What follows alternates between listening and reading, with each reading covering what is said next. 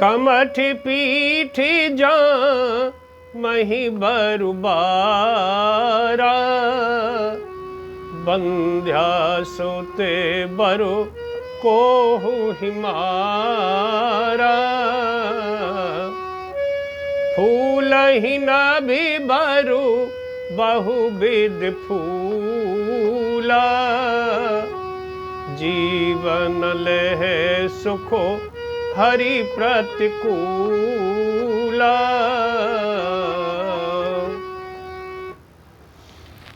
रामचरितमानस में उत्तरकांड में प्रमाण दिया है,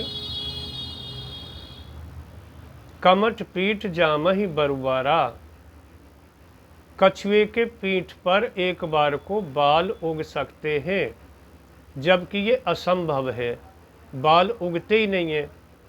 लेकिन यहाँ वो कह रहे हैं तुलसीदास जी कि एक बार को ये असंभव कार्य संभव हो सकता है कि कछुए की पीठ पर बाल उग आए। दूसरी बात, बाज का पुत्र किसी को भी मार डाले, इसका आशय ये है कि बाज भी पुत्र को जन्म दे सकती है, जबकि बाज तो कहलाती वो है कि जो निसंतान होती है। लेकिन वो कह रहे एक बार को ये भी असंभव कार्य संभव हो सकता है कि बाज के संतान पैदा हो जाए। तीसरी बात, विभिन्न प्रकार के पुष्प पृथ्वी और आकाश के बीच ब्रह्मांड में खिल उठे, ये भी असंभव है। कोई भी पौधा बिना मिट्टी पानी के संपर्क के पैदा नहीं होता। जब पौधा पैदा नहीं होगा तो पुष्प भी नहीं खिल सकते। लेकिन वो कह रहे हैं कि ये भी असंभव कार्य एक बार को संभव हो सकता है। संभव क्या नहीं है? जीव न लह सुख हरि प्रतिकूला। कोई भी जीव, कोई भी प्राणी हरि के प्रतिकूल हो करके बिना हरि की शरण में जाए, बिना हरि का स्मरण करे, सुख प्राप्त नहीं कर सकता, ऐसा प्रमाण दिया है।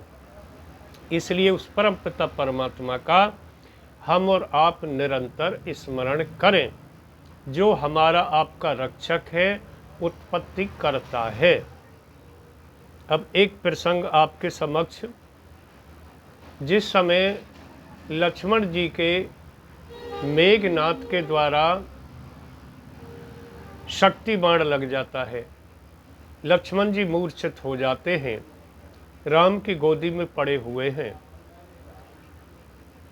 विभीषण के बताने के अनुसार हनुमान जी लंका से सुषेण वैद्य को ले आते हैं, और सुषेण वैद्य ने जब आकर के देखा कि ये तो राम का छोटा भाई है, जिसके इलाज के लिए मुझे यहाँ लाया गया है, और ये तो मेरे मालिक के बैरी का भाई है, यानी रावण के बैरी राम का भाई है, तो मैं इसे ठीक क्यों करूं, इसे क्यों जड़ी बूटी दूं? तो सुषेण वैद्य क्या कहता है और क्या राम कहते हैं, दोनों का संवाद इस भजन में। मैं वैद्य हूँ रावण कुल का, किस तरह आपका काम करूं? अनुचित होगा यदि रावण के बैरी को मैं आराम करूं।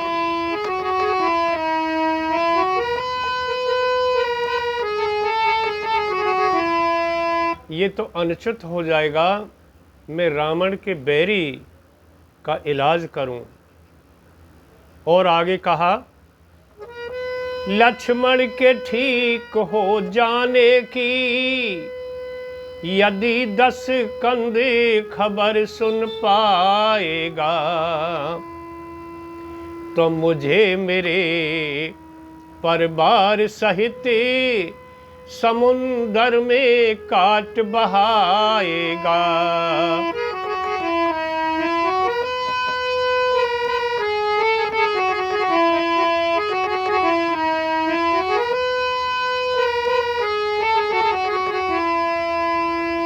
हे राम, यदि मेरे मालिक रावण को पता पड़ गई कि इसने लक्ष्मण को दवाई जाकर के दी है, तो मुझे परिवार सहित समुंदर में काट करके फेंक देगा। अच्छा, राम बोले ठीक है, तो तुम अपने धर्म को निभाओ, अपने धर्म पर रहो, लेकिन मेरी एक बात सुन लो वैद्य जी।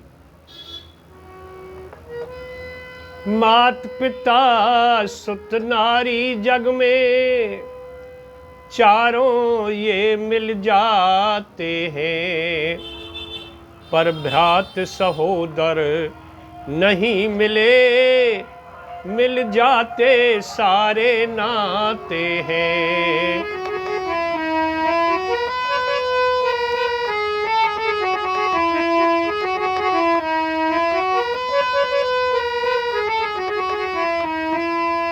मात पिता सुत नारी जग में चारों ये मिल जाते हैं, पर भ्रात सहोदर नहीं मिले, मिल जाते सारे नाते हैं।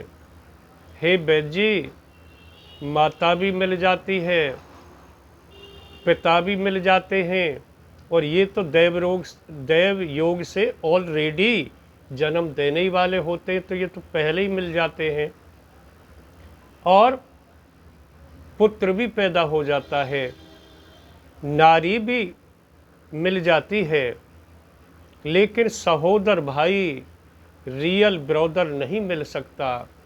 ये अपने हाथ में नहीं है। मान लो किसी के रियल ब्रदर नहीं है और वो रियल ब्रदर चाहे, तो उसके चाहने से पैदा नहीं होगा, उसके हाथ की बात नहीं है। वो तो माता पिता के पैदा होगा तो रियल ब्रदर बनेगा। और माता पिता न रहे हों और वो चाहता रहे तो भी उसे नहीं मिलेगा रियल ब्रदर। एक न हो, माता न हो अथवा पिता न हो तो भी नहीं मिलेगा। ऐसा होता रियल ब्रदर। और आगे कहा, जिस धर्म पे सारा राज गया और पिता श्री का मरण हुआ, जिस धर्म पे प्यारा भरत छुटा, सीता पत्नी का हरण हुआ।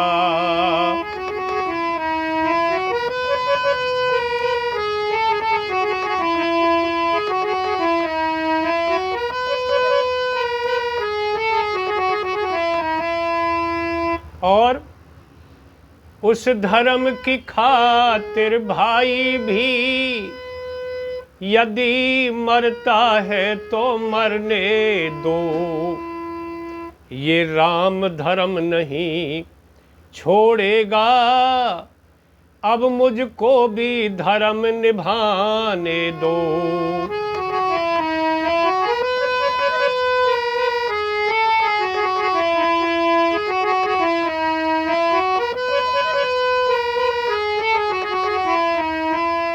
इतनी बात जब कही श्री राम ने, तो सुषेण वैद्य कहने लगा, हे राम, मैं तो आपको आजमा करके देख रहा था।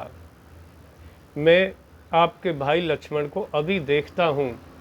वैद्य जी ने लक्ष्मण की कलाई पकड़ी और बताया, नाड़ी चल रही है मंद मंद, हे राम प्राण तो बाकी है, लेकिन सूर्योदय के बाद आस नहीं कोई बाकी है।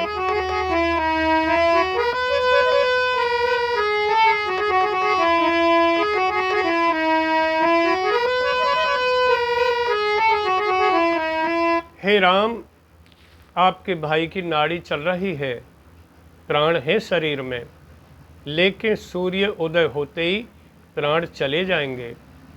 और एक बूटी है, लेकिन यहाँ से 400 योजन दूर द्रोणागिरी पर्वत पर है, लेकिन रात्रि में इस समय उसे लाएगा कौन? और सूर्य उदय होने से पहले पहले इस बात को सुनकर के जामवंत जी कहते हैं, ए पवन पुत्र हनुमान, उठिए, बूटी लेने जाइए और हमारी राम सेना में केवल एक आप ही ऐसे वीर, पराक्रमी, बलशाली और राम के भक्त और राम जी के कठिन से कठिन कार्य को करने वाले केवल एक आप ही हैं। जाइए पवन पुत्र हनुमान, बूटी ले करके आइए। क्या कहते हैं जामवंत जी? तुम जइयो पवन सुत वीर, बूटी ले आइयो। तुम जइयो पवन सुत वीर, बूटी ले आइयो।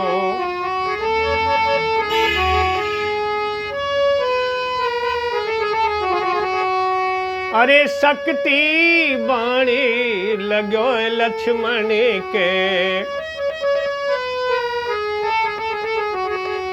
अरे शक्ति बाणी लगो लक्ष्मण के।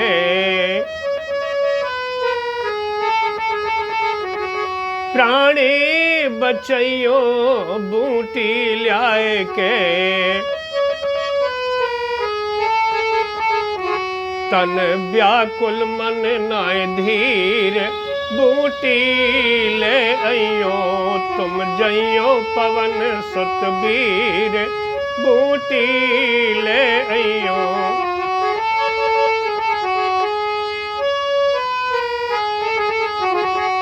अरे बड़े बड़े योद्धा रामा दल में, एक ते एक सूरमा बल में। अरे बड़े बड़े योद्धा रामा दल में, एक ते एक सूरमा बल में। पर तुम समनाए कोई वीर, बूटी ले आइयो। पर तुम समनाए कोई वीर, बूटी ले आइयो। हनुमान जी बूटी लेने के लिए चले जाते हैं और लक्ष्मण जी मूर्छित राम की गोदी में पड़े हुए हैं।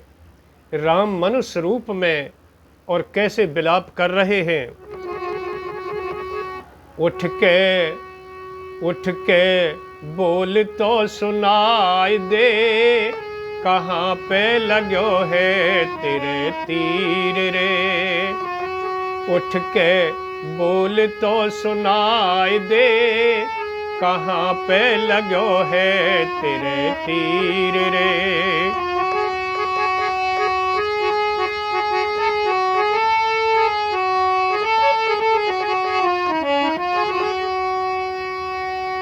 फिर अखियां खोलो मुख से बोलो, शेषनाग अवतारी।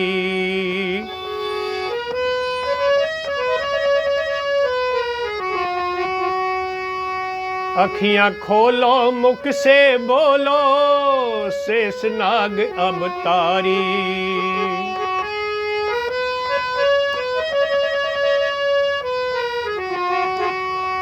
अरे कहाँ पे लाग्यो तीर बिरन तेरे, कहाँ पे लाग्यो तीर बिरन तेरे। काया पड़ गई कारी रे मोकू, हाल तो बताई दे। कहाँ पे लगो है तेरे तीर रे। उठ के बोल तो सुनाई दे, कहाँ पे लगो है तेरे तीर रे।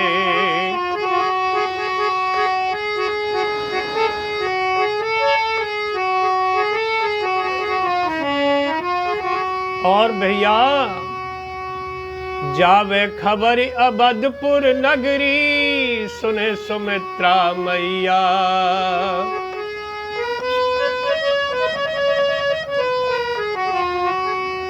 मेरे भैया जब अवधपुर नगरी खबर पहुंचेगी, जब पता पड़ेगी लक्ष्मण कहाँ है, अथवा मैं 14 बरस काट करके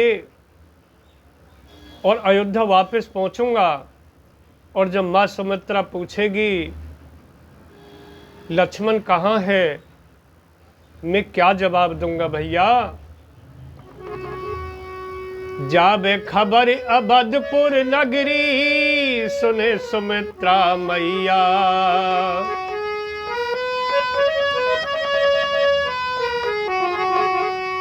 अरे कैसे धीर धरेगी जननी, अरे कैसे धीर धरेगी जननी, बिन बछड़ा के रे गैया मोकू धीर तो बंधाई दे। कहाँ पे लगो है तेरे तीर रे, उठ के बोल तो सुनाई दे। कहाँ पे लगो है तेरे तीर रे। ओम ओम